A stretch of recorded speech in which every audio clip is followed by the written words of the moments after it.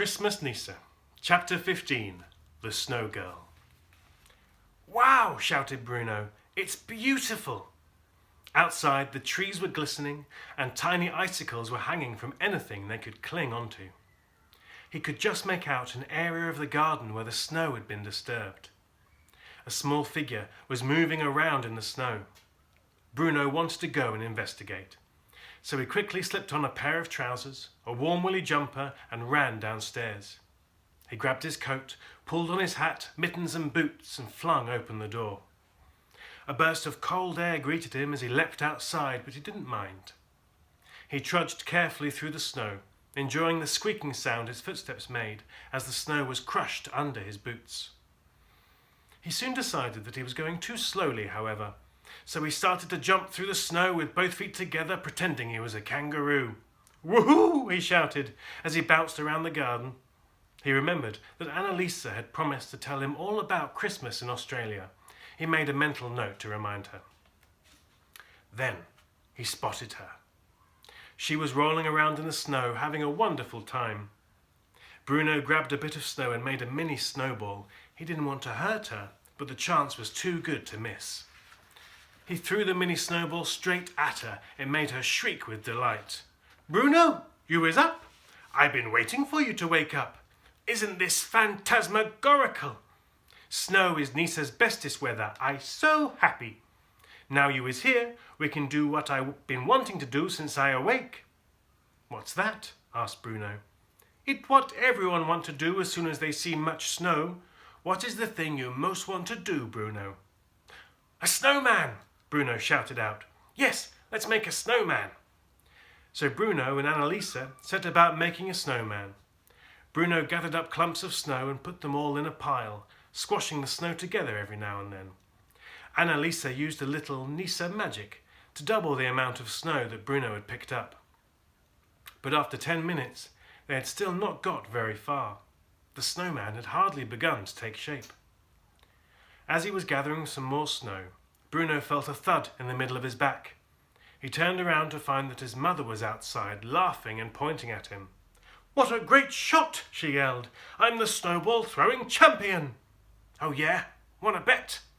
Bruno formed a large ball of snow in his mittens. "If you think your shot was good, what about this one?"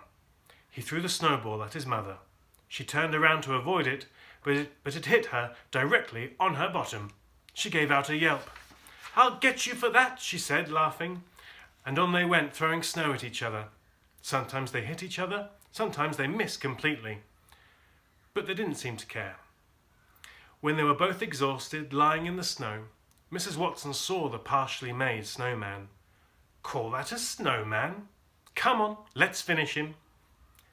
Mrs. Watson picked up the lump of snow that Bruno had made and started rolling it. She got Bruno to help her roll it around the garden. Snow was sticking to the lump as they rolled it, and it got bigger and bigger. Once the lump was big enough, they left it in the middle of the garden and set about making another, smaller lump. They both used all their strength to lift the smaller lump onto the big one. "That's more like it," said Mrs. Watson. "Now he looks like a proper snowman, except there's something missing.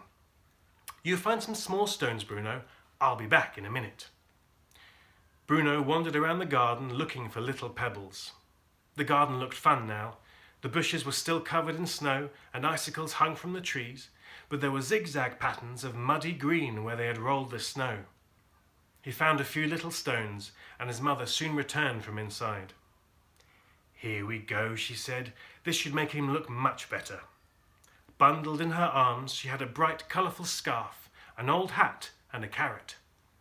Together they wrapped the scarf around the neck of the snowman, placed the hat on top of the head, and inserted the carrot into the middle of the face. Bruno pushed the pebbles into the face to make a pair of eyes and a big, smiling mouth. "Now for the final, important moment in making a snowman," Mrs. Watson announced. "What are we going to call him?" Bruno thought for a minute. "Does it have to be a snowman? Couldn't it be a snow woman or a snow girl?" asked Bruno. "It's usually a snowman, but I don't see why it couldn't be a snow girl." "Quite right, Bruno. What shall we call her?" Bruno smiled as an idea came into his head. Let's call her Annalisa, he suggested. Annalisa? That's an unusual name, said Mrs. Watson, but I think it's lovely. Yes, we shall call her Annalisa. Now let's see if we've got any hot chocolate to warm ourselves up. As they went inside, the little Nisse watched on, perched on a branch. She jumped down and looked up proudly at the snow girl that shared her name. Her finger pointed at the snow girl, and if you had listened very carefully, you would have heard a faint ping as Annalisa used a little Nisse magic. Oh, what fun it is to ride in a one-horse